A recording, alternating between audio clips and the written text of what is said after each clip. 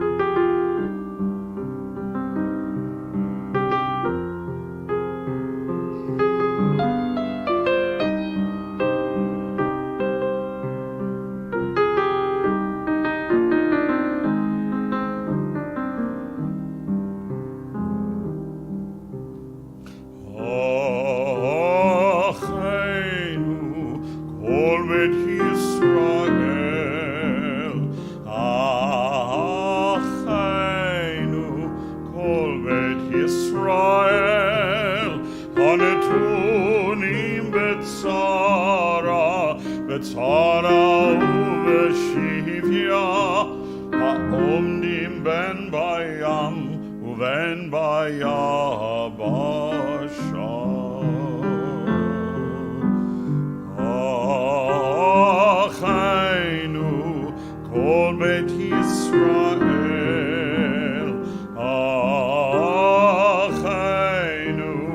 כל בית ישראל הנתונים בצרה, בצרה ובשביה, העומדים בין בים ובין ביבשה.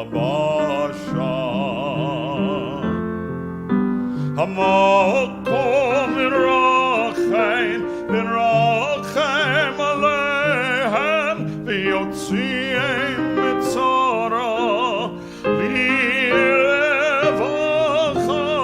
ויפלה לאורה, ומשעבוד לגאולה שתה בעגלה ובזמן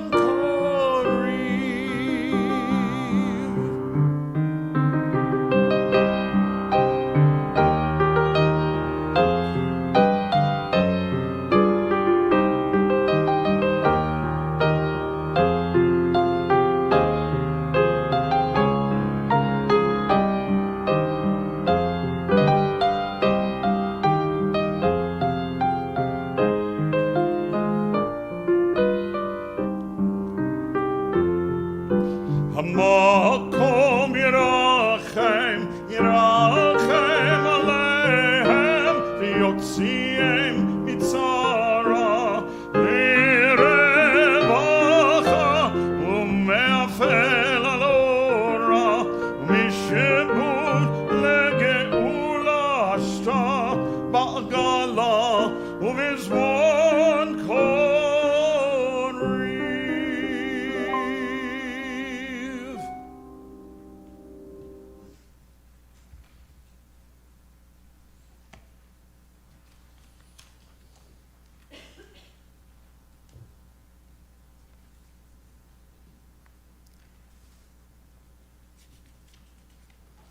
If you turn to page 2 in your program,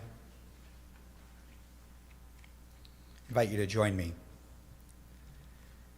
We were not there, we did not experience or suffer it, and yet we take upon ourselves the responsibility to remember and the commitment to remember responsibly, even if I have no words and you have few, whether we are far away or near, whether we are close kin of theirs or distant.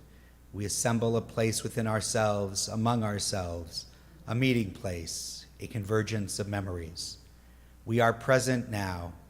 We are not there, and yet let us enter into this gathering to remember the Shoah that annihilated 1/3 of the Jewish people, 6 million men, women, and children. Let us recall the extermination decree against every Jew, wherever they may be, against every human being for being different. We are all survivors of the extermination decree. Let us remember the communities that were scattered, uprooted, and wiped out from east to west, from north to south. Let us lament the murdered, light a candle in their memory. Let us confront evil for those who fought in the struggle for human dignity let us confront evil, for at the entrance sin is crouching, then and now, and against it let our honor and exalt the dedication of those who fought in the struggle for human dignity, of women, men, and children, and of the righteous among the nations. Let us praise the uprising of the survivors, the deported, and the uprooted, and let us reflect and ask ourselves, how should we regard our being here today? In a place where there is no humanity, strive to be human. Let us hold out our hands and rise up. Let us, this gathering, be our remembrance and responsibility. So as we light candles, is there anybody in the room who is a second generation or third generation? I'm going to invite folks who have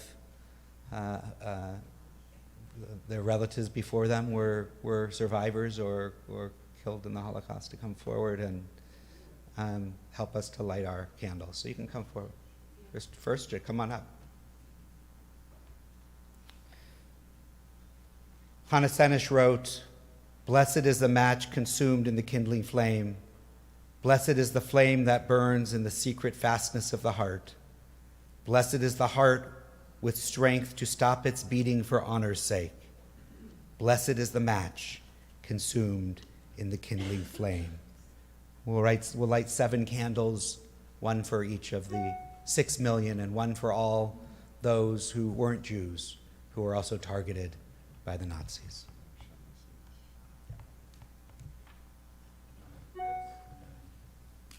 Our Shamash candle is the candle that we light every week as we remember those who are held in captivity or who are not able to honor a sacred day such as this for other reasons.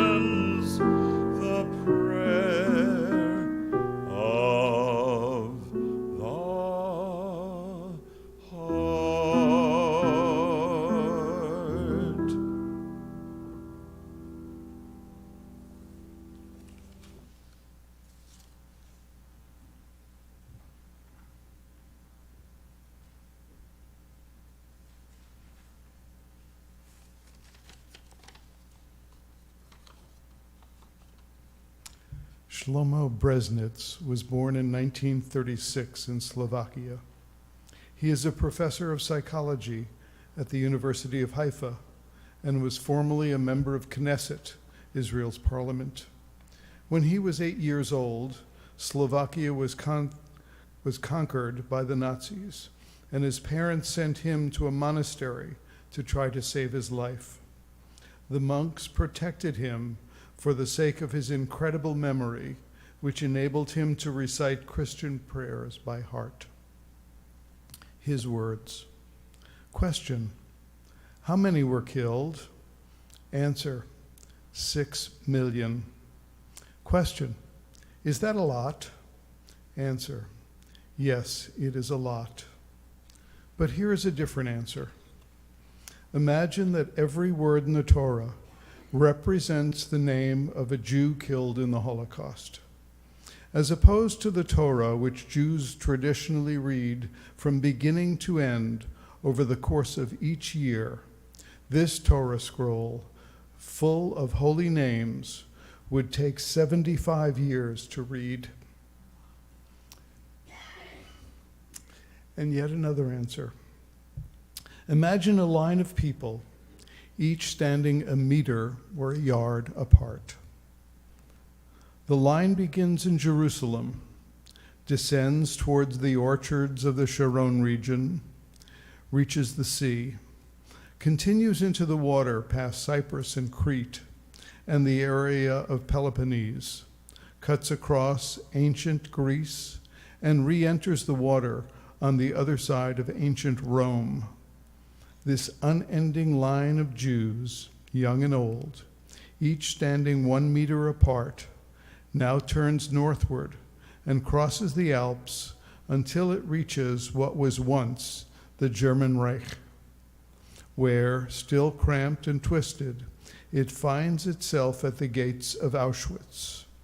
From there, unbelievably, the line veers through a Europe muddied with bloody footprints and continues all the way back to Jerusalem. The circle of people is complete. Their number, 6 million.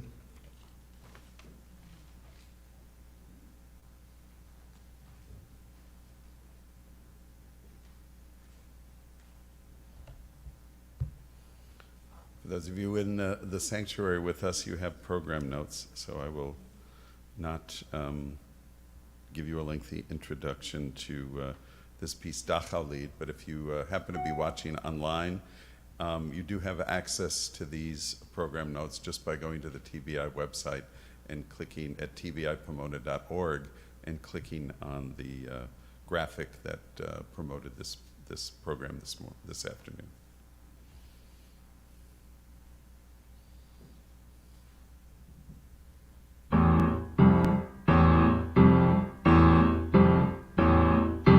Schwacher Draht mit Brot geworden, ist in unser Welt gespannt, drauf von Himmel ohne Gnaden, sendet Trost und Sonnenbrand.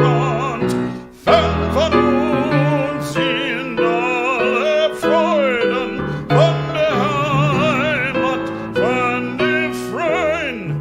Wenn wir stumm zur Arbeit schreiten, Tausende im Morgengrauen.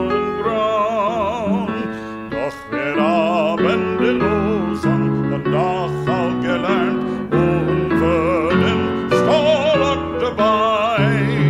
Sei ein Mensch, Kamerad, bleib ein Mensch, Kamerad, mach ganze Arbeit, kann Kamerad, denn Arbeit macht frei. Sharp barbed wire, loaded with death, is drawn around our world. Above the sky, without mercy, sands frost and sunburn. Far from us are all joys, far our homeland, our women. When we march to work in silence, thousands at the break of day. But we've all learned the lesson of Dachau, my friend, and we came as hardened as steel. Be a man, comrade, stay a man, comrade, do a job, get to it now, comrade, for work makes you free. Sei ein Mann, Kamerad, bleib ein Mensch, Kamerad, mach ganze Arbeit, kann Kamerad, denn Arbeit macht frei.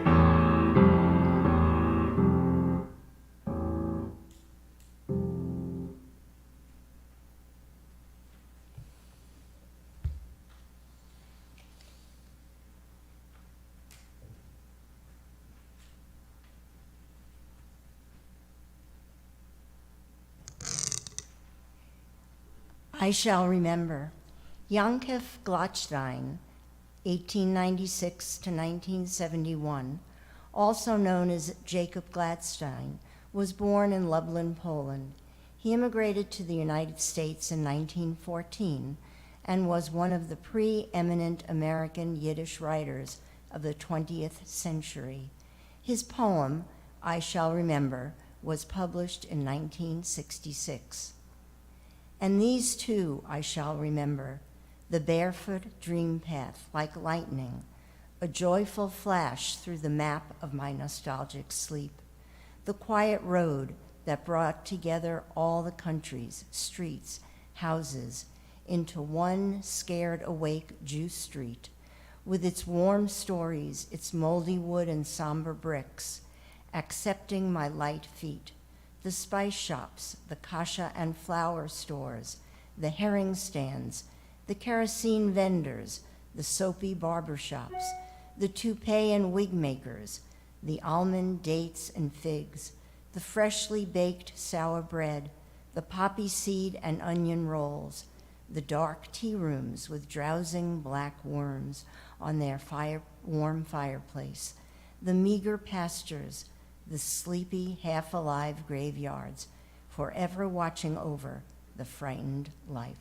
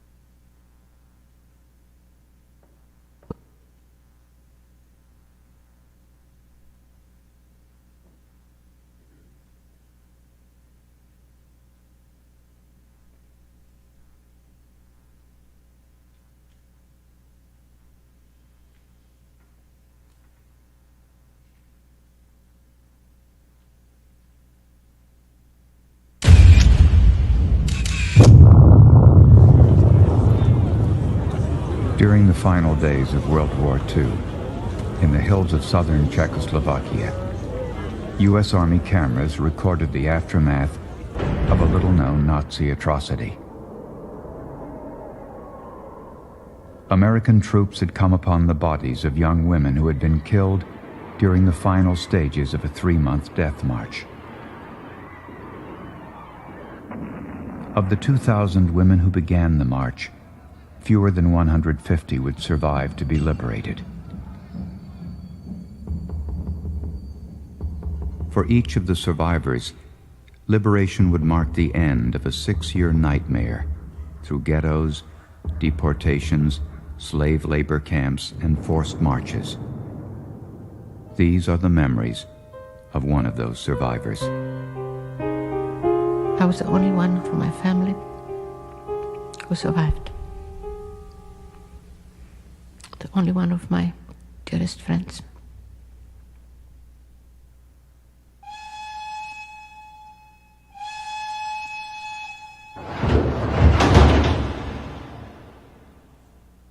In August 1939, 15-year-old Gerda Weissman returned from a summer vacation to her family home in Bielsko, Poland. She was to begin school within a few weeks. On September 1st, World War II began with the German invasion of Poland.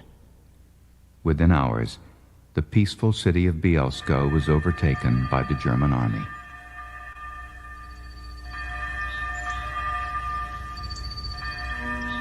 I remember we were sitting at breakfast. It was a beautiful, beautiful autumn day.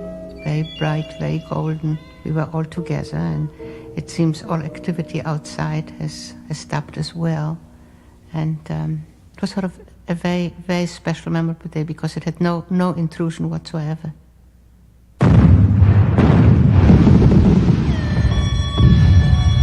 Then in the evening, a great deal of activity started.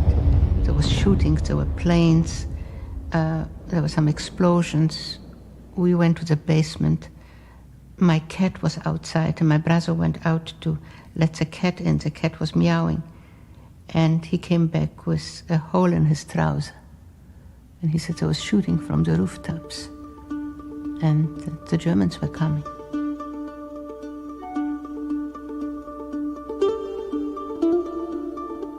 And at that moment, we had an incredible roar. And a motorcycle came down the street, and it had a sidecar, and there were people in different uniforms. You know, our army, the Polish army, had sort of beige khaki uniforms, and those uniforms were green.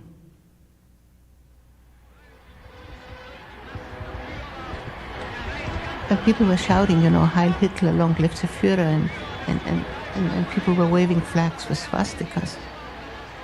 There was that feeling of complete betrayal. Suddenly you were home, and you were not home anymore.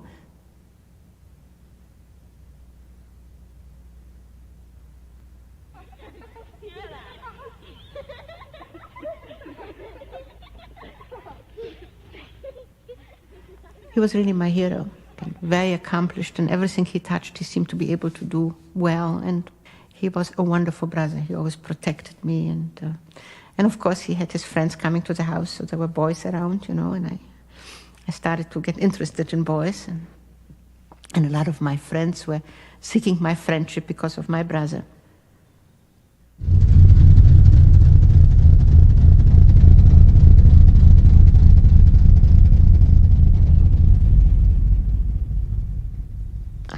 Unfortunately, pretty soon orders came for all young men to register between 16 and 50, and they were taken away. The last day before Arthur left, as a matter of fact, the night before, I went to his room, and when I was little, I used to always go, and he would read me stories, and then he would throw me out of his room, but apparently he didn't that night. And I must have fallen asleep at the foot of his bed. When he left, he asked me to be strong and to look after our parents. My mother didn't make his bed for a very long time, for the imprint of his head.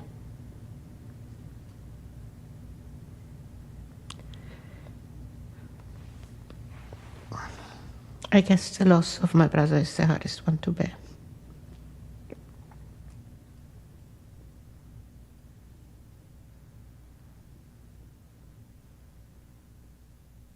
Hat länger gelebt, als sie in Zukunft noch leben wird. Und wir hören den Herrn vom Karl-Liebknecht-Haus bald Töne beibringen, die sie noch niemals vernommen haben. The war started in September. By Christmas, we had to move to the basement of our home. It was very cold and clammy. We had no running water, no electricity, and things were really quite bad, but we were still in our own home. And spring was very difficult because I always loved my garden. I used to spend a lot of time there as a child. And the sign appeared that the dogs and Jews were not permitted to enter. I remember I thought, I don't care what they're going to do. I had to see my garden again. It was a beautiful, fragrant spring morning. It was in April. And I remember I jumped over the fence and went to the garden and pretended that I was picking violets. I could see from the garden the room which had been mine, the wallpaper. Even though we lived in the basement, I was still there. And I pretended just for a little bit what it would be like if the war hadn't happened. I would be going in, my mother would say, and I need to take my raincoat to school, and my brother would be hurrying off, my father would be going to his office. my mother would be setting the table for breakfast and urging us to do this or that. And I remember it was sort of the most incredible thing that the reality, which I had always taken for granted, now became the most remote fantasy.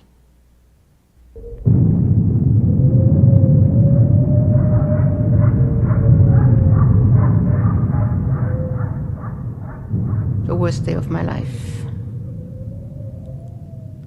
the 28th of June, 42. That is when I saw my father for the last time. Oh, the day before, I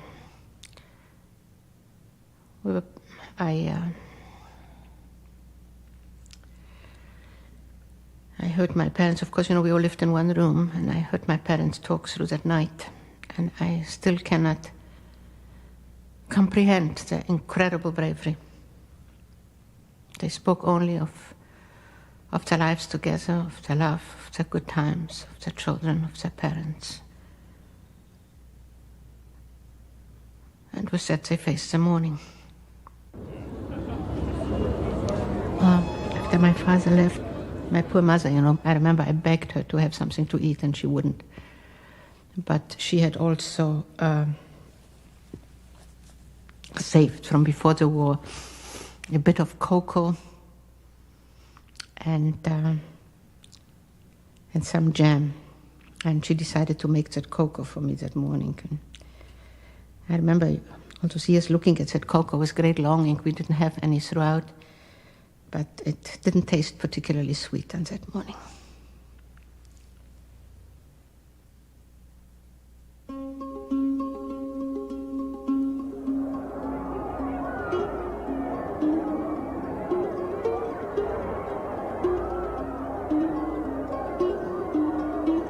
We had to march through our town, and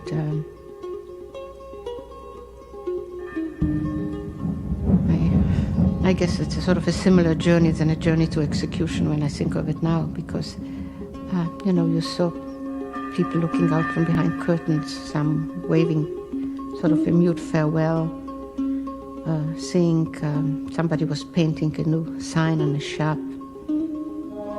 The movie was putting on a new feature on the marquee,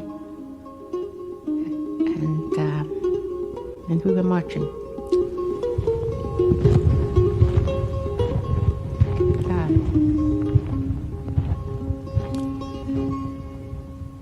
There was an SS-man there that was near the railroad tracks where the circus used to come. It was sort of an empty place.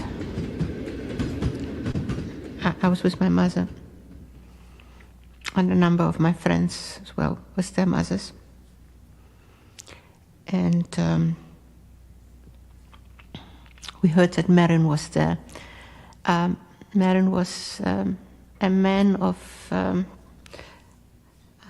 if the stories were to believe, of not anyone to be greatly admired.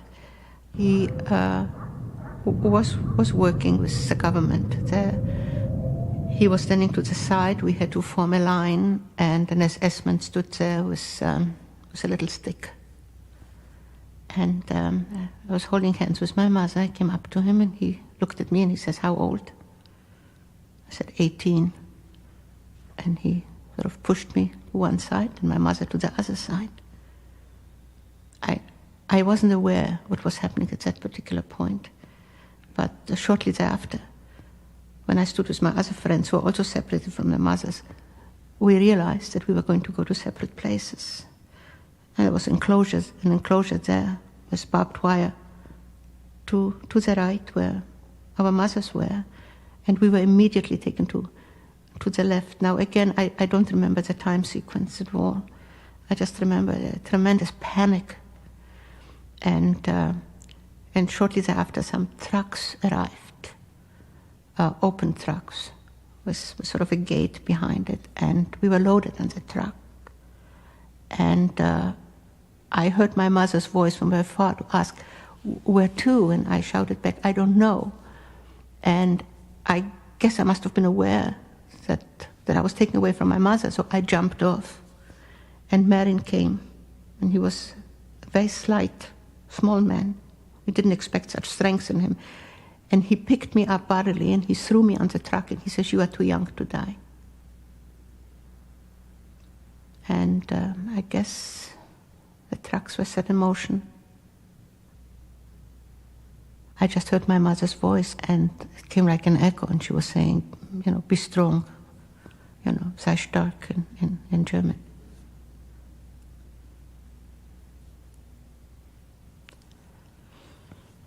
And then the trucks rolled out of there, and ironically the sun came out, sort of, I still see it, the rooftops sort of wet, illuminated by the sun, and the church bells were ringing. And that was the last view.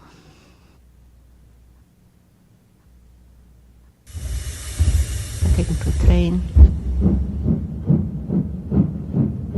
And of course, then I was with my friends, and I think we all started talking and facing the reality, what was probably happening. And I had a friend by the name of Ilse Kleinzähler. I'd known Ilse since childhood. Ilse was a little younger than I, and we looked quite a bit alike, and people took us as sisters. And as a matter of fact, Ilse had a horrible headache on that train, and she said, "Oh, if somebody would just have an aspirin or something." And there was this really stunning, beautiful, tall, slim, red-headed girl, very friendly face, and she said, "Oh, I have one." And she gave it to me, and I gave it to Ilse. And she introduced herself in sort of in a very open manner. And she said, "My name is Susi Kunz." And of course I told her mine, and we started talking. And the windows of the train were open. It was a beautiful summer day, and said, "Won't it be fun when we make the journey back?" And we were sort of looking back and forth, and she said that war is going to go on for a long time, and I said, "No, it won't." And she said, "It's going to be years." I said, "No, it's going to be less than 6 months." And she said, "I wouldn't bet on that." And I said, "I would." And we made a bet and shook hands on that. And the bet was for a quart of strawberries and some whipped cream to be payable after the war. I lost that bet.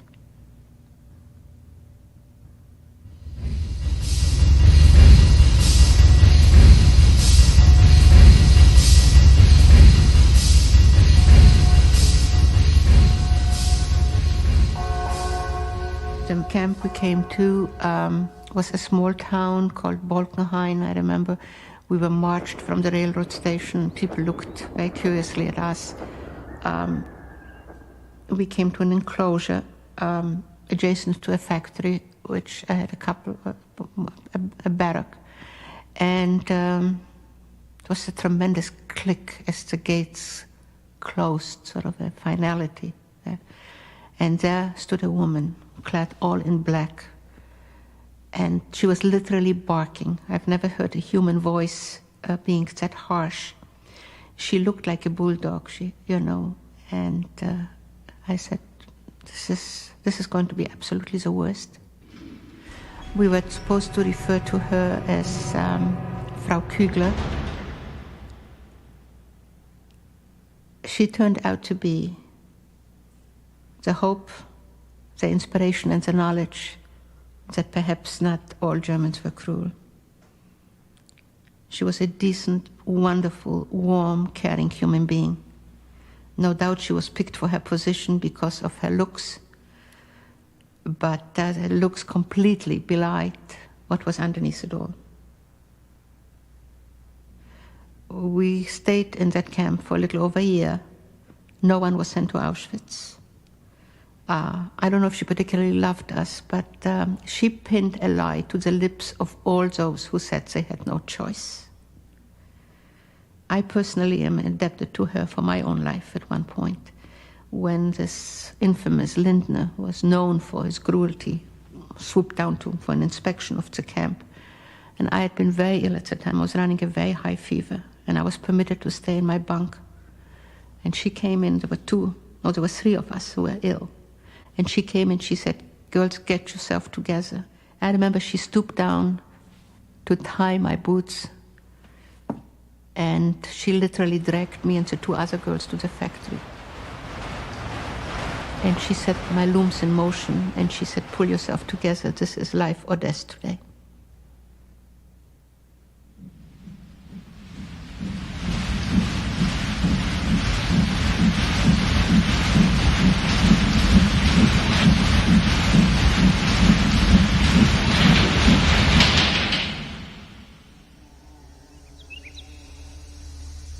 Metzdorf was a horrible camp. We were housed in a building maybe on the 6th or 7th or 8th floor, way up, and it was terribly hot. We worked at different jobs there. There were several that were dreadful. And I remember my resistance really weakening there, and I thought to myself, once after the cold car was empty, and I was standing with that shovel in my hand, and I said it would be so easy now to jump an oncoming train, and it will be over in a couple seconds, and become a part of that stillness, not to have to face tomorrow. What's going to be tomorrow? It's going to be flax in the morning, and the bundles at night, and the swamp again, and the hunger, and that, and I just felt I had enough. And I thought to myself, it's time to do it. And I heard very faint oncoming of a train, very far away probably. Suddenly I felt pain in both sides of my neck, very sharp. And it was right at the beginning of the war, when we had not heard from my brother. My mother was sick.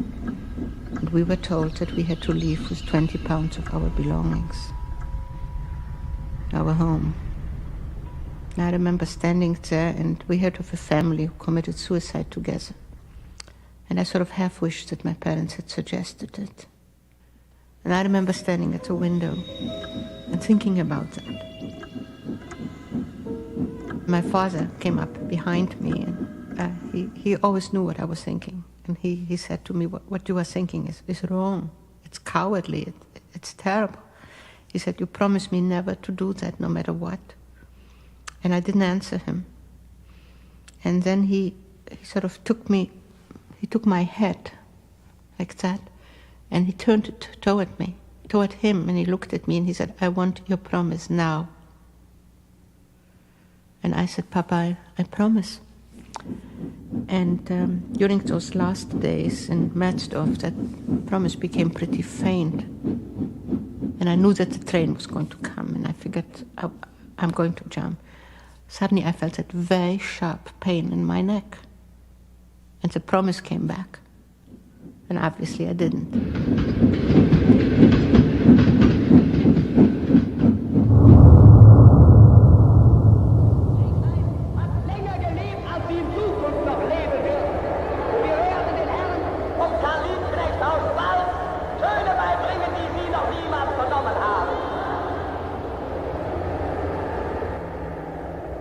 It was bitter cold. It was in January.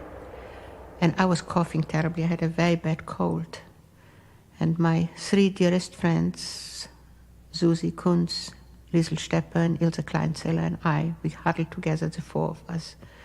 And they were very concerned about me. They said, if you can only pull through with the terrible cold and the terrible cough, might be pneumonia, what have you. And in the morning, very early, the doors opened, not to the type of freedom we had hoped, but it opened to an incredible picture. There was freshly fallen snow for as far as the eye could see. An enormous, it was a plateau, and then came up to a gentle hill. And it was just covered with snow. It was gray. It was snowing. And we were told to assemble 4 abreast. So, of course, there were the 4 of us. And we held hands, and we took the first step. And I guess we all knew that this is going to be the first step the end of the road, either to liberation or to doom. And in front of us stretched this incredible line. And when people looked, with gray camp blankets over him, they looked like winged death. It's all you could see. Way, way ahead, 4,000 girls. And on the side were the SS men and the SS women, and they lifted their whips and they said, "Forward march." And we started to march. It was the 29th of January. We left a lot of girls lying in the snow. Many were killed.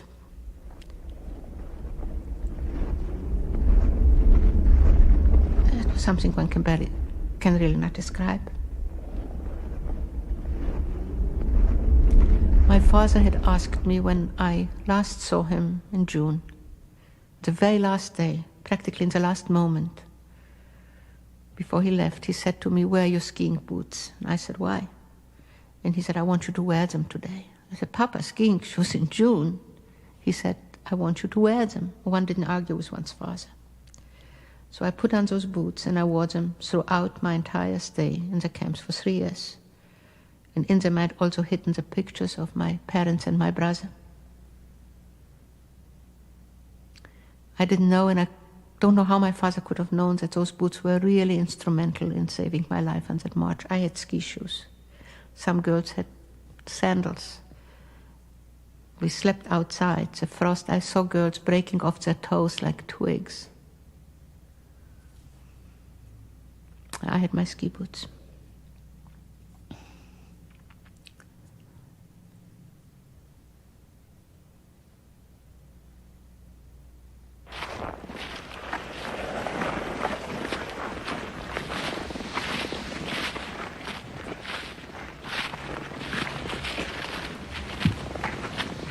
We didn't get anything to eat for days, literally. We were bitter cold and hungry and everything, and I was planning a party after the war. And I had the dilemma for almost an entire day if I should have a blue velvet dress or a red velvet dress. I couldn't resolve it. I really liked the color blue much better as a color, but I knew that red looked better on me. So, but you could occupy your mind and hang your thoughts on trivia of that nature, and they became very important, and this is how you passed the hours and forgot the hunger and the cold. And I do believe that if you were blessed with imagination, that you could work that. If unfortunately you were a person that faced reality, I think you didn't have much of a chance.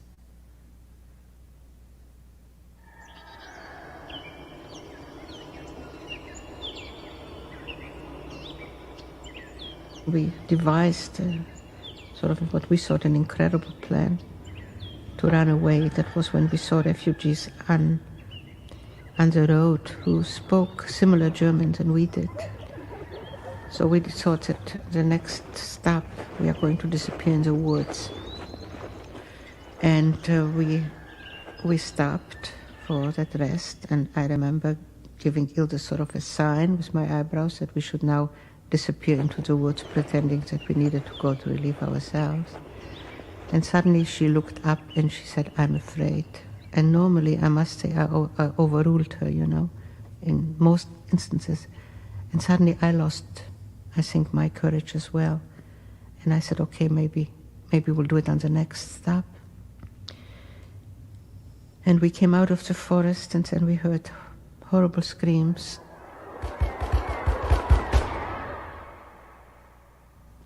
And 14 girls had the same ideas we did, and they were all killed in front of us. That's when I decided, no matter what, I'm never going to try to run away. We'll go to the end, whatever the end will be.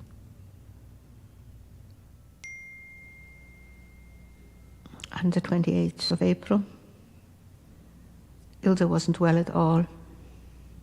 She was sort of hallucinating. She was saying things which I didn't know what she meant.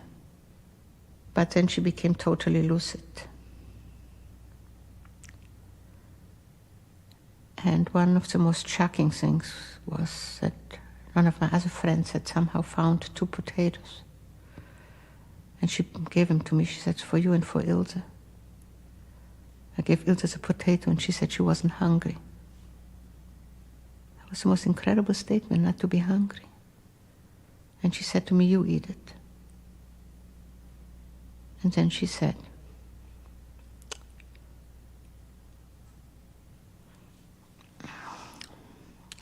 "I'm angry at no one. And I hope nobody is angry at me." And then she said, if my parents and Kitty was her little sister, she said, if they survive, don't tell them how I died. And then she said to me, "You'll be alone." She said, "But you have always been lucky."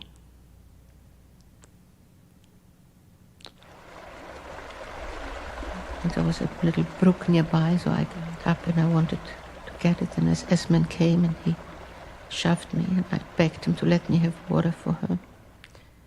And he kicked her head.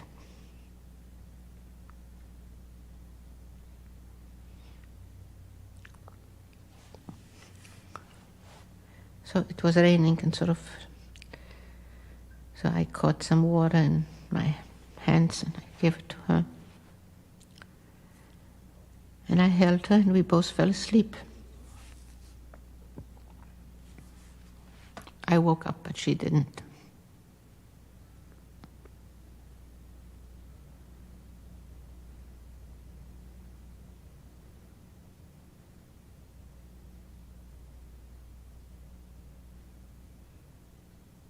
I remember sitting there and really knowing that this was definitely the end. We heard American planes overhead. There was shooting. The German army was running away. There were people on the roads with children, with animals. Tremendous chaos.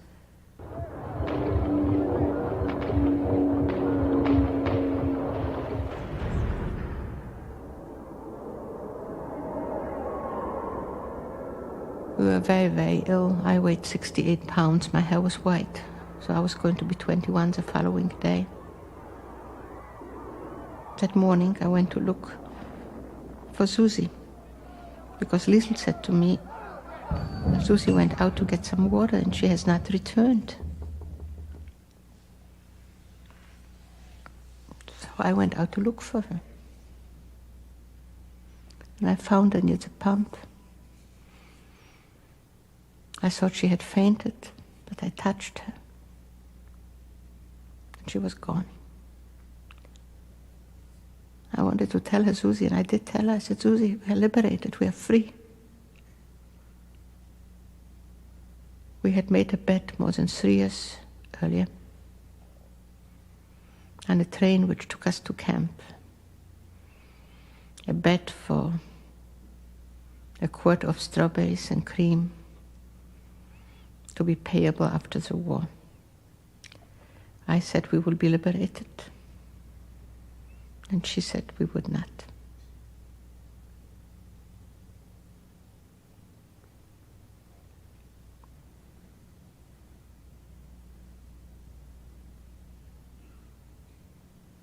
My very clear view of freedom and liberation came that morning when I stood in this doorway of that abandoned factory. And I saw a car coming down the hill. And the reality of that came when I saw the white star on its hood and not the swastika. And there were 2 men in that car. One jumped out. I saw some skeletal figures trying to get some water from a hand pump, but over on the other side, leaning next to against the wall, next to the entrance of the building, I saw a girl standing, and I decided to go walk up to her.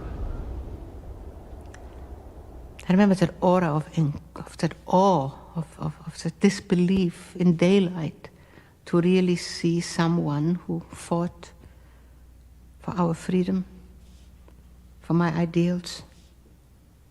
And he looked like God to me.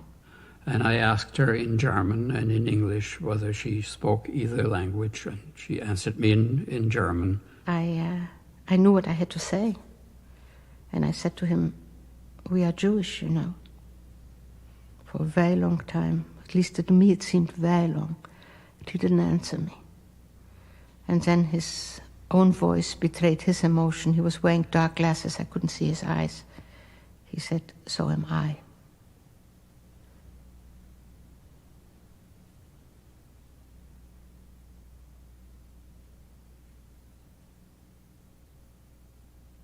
I asked about her companions, and she said,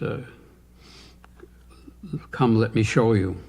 He said, may I see the other ladies? A form of address we hadn't heard for 6 years.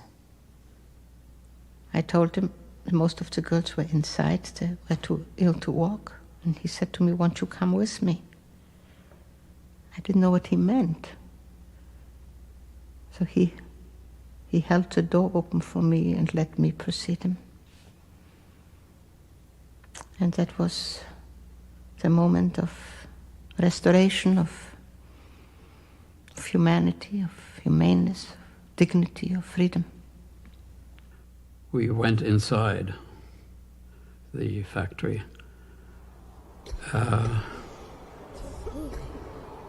It was an indescribable scene. There were women scattered over the floor on scraps of straw, some of them quite obviously with a mark of death on their faces. Something that I have never been able to forget was an extraordinary thing that happened. The girl who was my guide made sort of a sweeping gesture over this scene of devastation and said the following words: "Noble be man, merciful and good." And I could hardly believe that she was able to summon a poem by the German poet Goethe, which is called The Divine, at such a moment. And there was nothing that she could have said that would have underscored the grim irony of the situation better than what she did.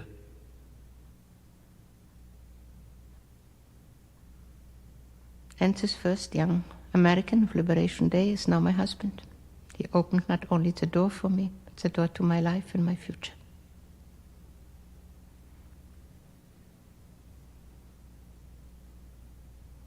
Gerda Weissman and Kurt Klein were married in June of 1946. Gerda Weissman would never find out what happened to her brother. Her father and mother are known to have been deported to Auschwitz. Kurt Klein's parents were unable to escape Nazi Germany. They too are reported to have died in Auschwitz.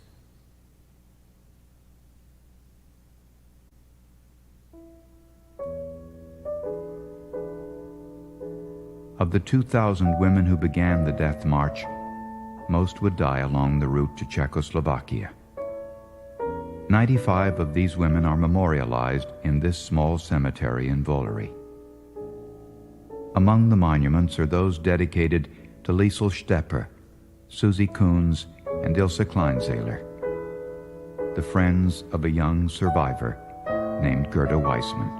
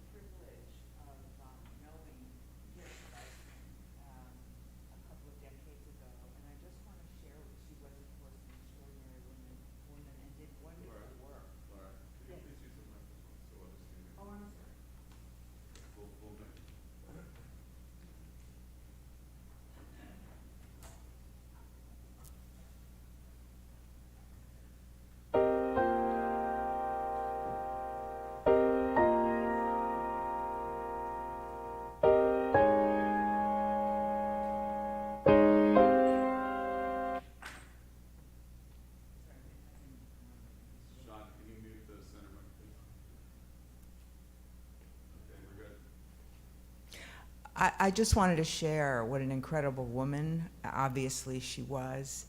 And there are 2 books, if you're interested. Her autobiography called All But My Life, when she talks about that, she tells the story of the boots, among other things. She also tells the story of one of her friends early on, but they were starving and it was snow, and it was her birthday.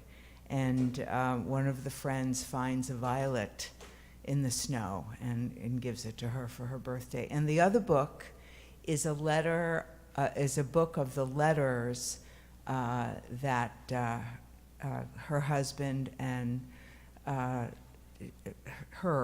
she wrote to each other as she was recovering for a long time until they got married.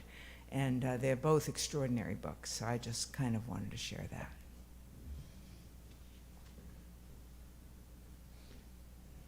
And she and her husband also lived in Buffalo before they moved to Vienna.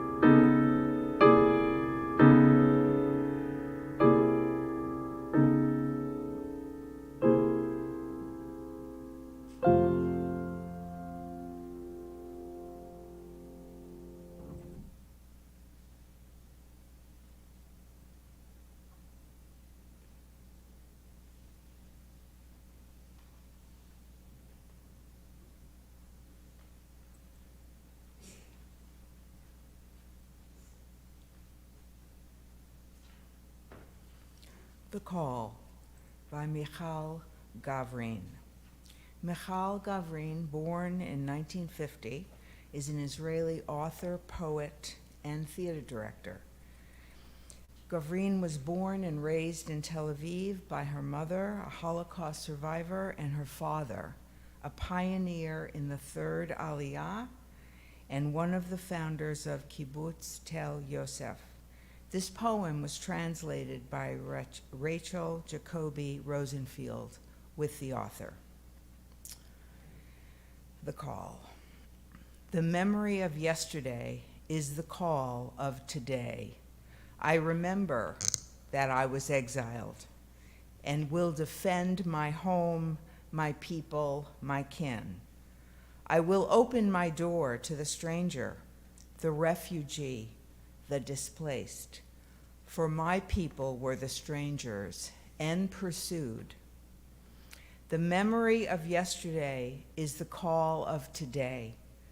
For I was the starving one and scavenged for bread. I was the naked one and sought a human face. My people were rounded up and slaughtered, and the world was silent then. The pain of yesterday is the call of today. I remember, and I will share my wealth and well-being with those distant and near, the poor of my town and the foreigner in days of peace and in tempestuous times. The horrors of yesterday obligate me today. I will guard against evil and its many seductions. I will not let slogans lead me astray, igniting hatred, erasing humanity. The wounds of history warn us today, and when war erupts and again strikes the world, I will not stand idly by. I will not watch from a distance. I will remember that the only actual border runs through the human heart, and the voice that cries out from one people to another, the voice that cries out, calls to me. The memory of the Shoah is a call.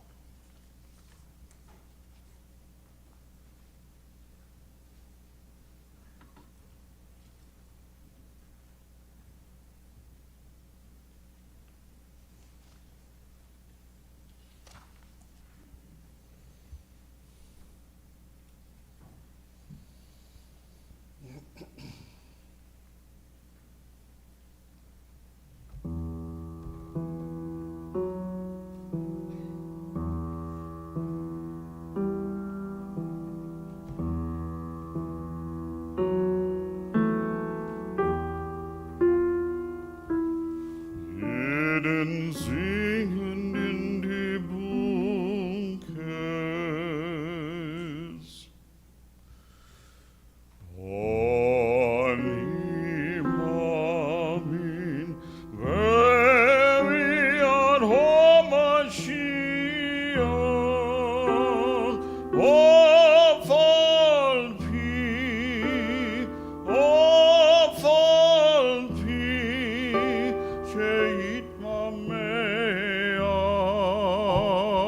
all pi,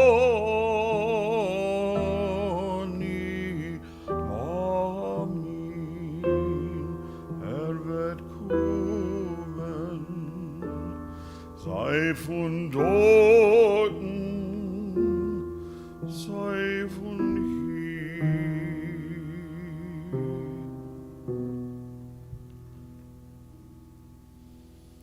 Jeden singen in aller Lage.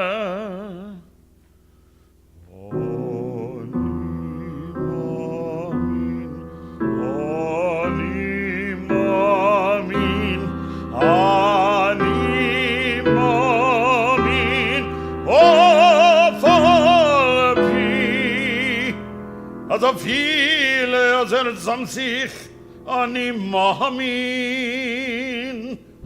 An ihm Mamin. An ihm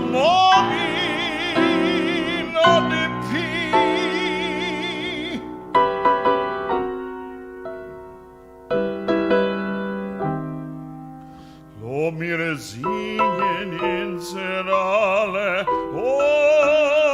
Nimomin. Ob mir singen ist nicht, singt sie sei Wien, sei ein Abend, sei beginnen, Oni Mohamin, Afal Pi, Sheit Mamreya, Afal Pi.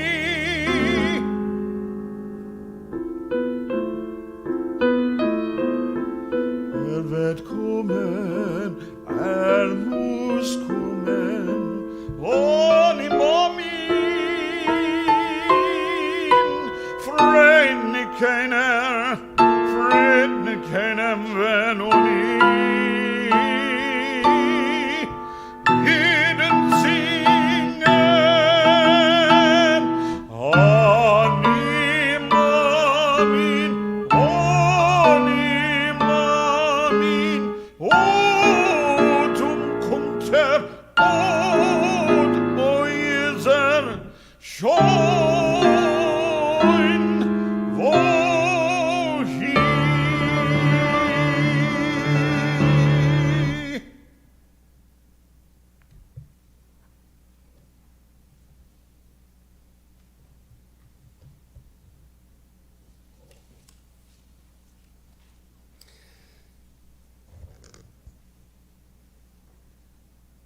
We turn to our memorial prayer, and you actually have the text on the very last page. Amalei Rachamim. I'll ask everybody who can comfortably do so to rise.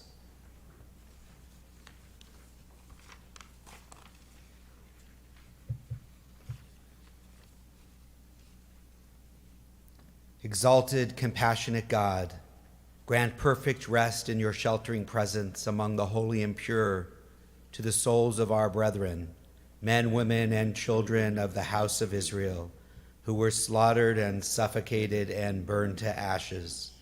May their memory endure, inspiring truth and loyalty in our lives. May their souls be bound up in the bond of life. May they rest in peace. And let us say, Amen.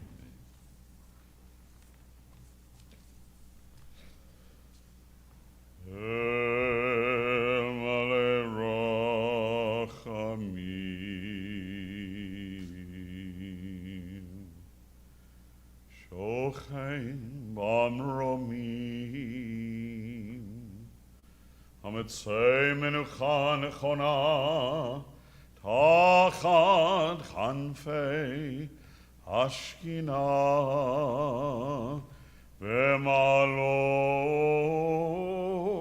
V'malon Kenoshim Udeorim Kezohar Arakia Mazhirim Et Nishmon Kol Achainu B'nei Yisrael Anashim Nashim V'tav Shenibchu V'shenenechuku V'shen nisafeuru V'shen hergu B'gan Eden tehei menuchatam Oh no Bal harachamim Asirem beseter knafecha leolamim Utzvor bitzror achayim Enishmotehem Adonai hu nachalatam Ve'anuchu v'shalom Al mishkevotehem ונאמר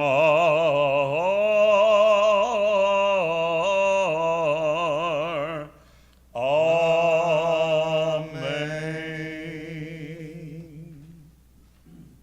You may be seated, Catherine.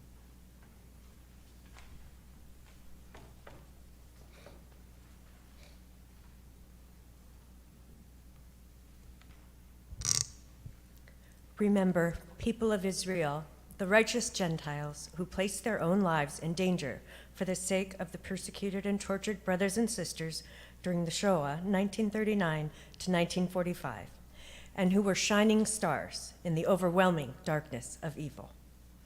Those who spoke out at a time of silence, those who offered sanctuary and a lease on life in the eye of the murderous storm. Those who supported those who were failing and extended a helping hand, food and clothing, who answered the cry of men, women, and children, men and women, workers of the land, and city dwellers of humble standing and of high rank, people of faith and conscience. In the very valley of the shadow of death, these men and women stood by the Jewish people, and from the fiery inferno they saved the few and the many. They kept the beacon of humanity alight when all around them humanity dimmed. Remember their grandness of spirit, their heroism, and their pure hearts. May God bind their souls in the bond of life, and may it come to pass as it was written. As the whirlwind passes, so is the wicked no more, but the righteous is an everlasting foundation.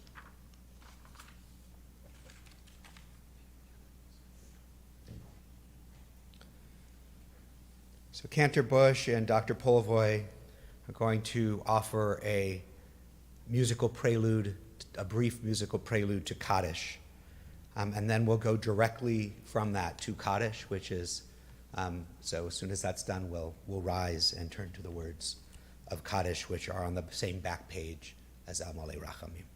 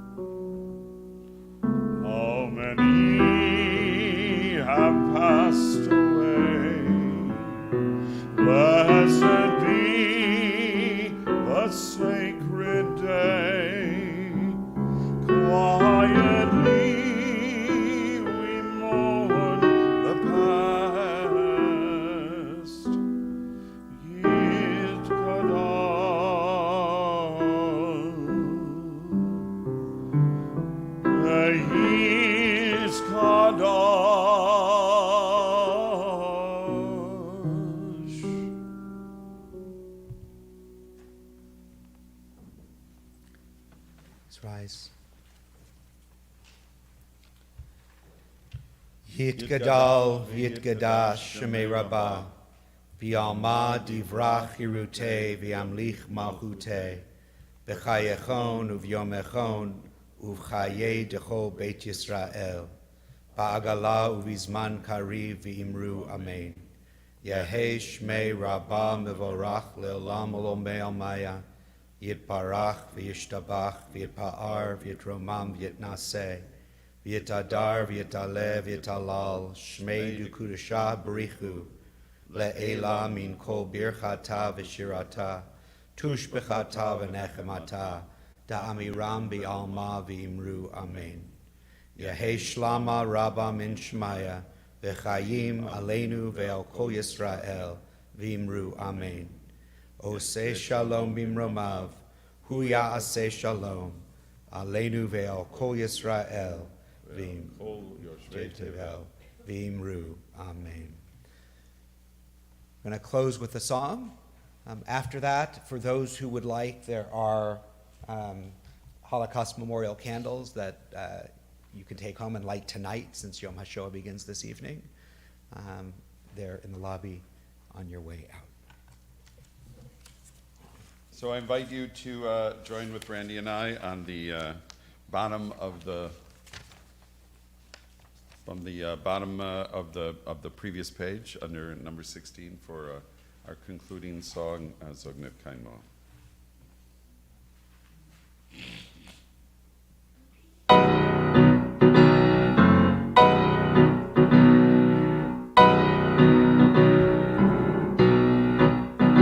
Zognet kein Mal, so geht's dem letzten Weg.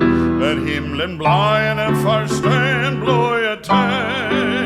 Willkommen wird noch unser ausgebeckte Show.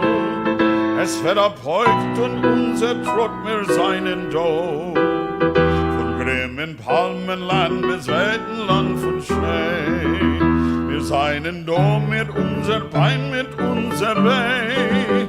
Und wo gefallen ist ein Spritz von unser Blut, wer das spritzt und unser Bruder, unser Mut.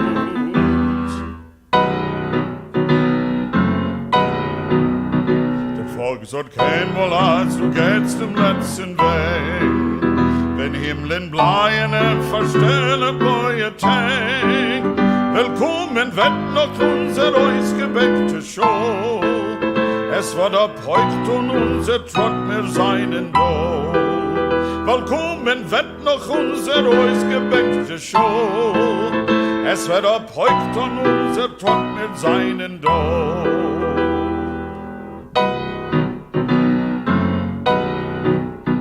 Never say that you have reached your journey's end, that leaden clouds or heaven's blue above extend. Upon us yet will dawn the day we hold so dear. Our tramping feet will proclaim that we are here. From distant palm groves, from white fields of glistening snow, we come wandering with our pain and with our woe. And wheresoever blood of ours does splash and spout, there our prowess and our courage yet will sprout.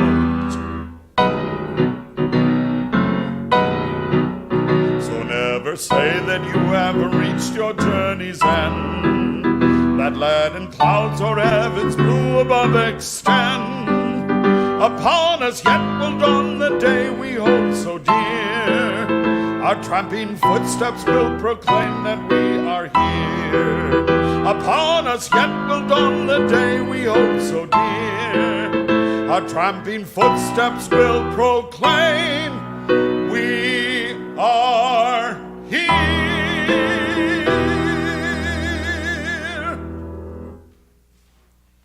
Toda Rabbah, thank you so much for all who have joined us here in the sanctuary, who have joined us online, to my partner, Rabbi Kupitz, to our readers, Laura Zuckerman, Neil Gerard, Joan Gerard, Catherine Dunn, to Randy Polivoy, to Helen for her essential page-turning services, and to Sean, who allowed this to go out over the airwaves. So thank you all, and we wish you a Shavua Tov, and that we continue to be able to hold in our hearts those we have lost and those who are still being held captive, even on a day as poignant as this. Lehitraut. See you soon.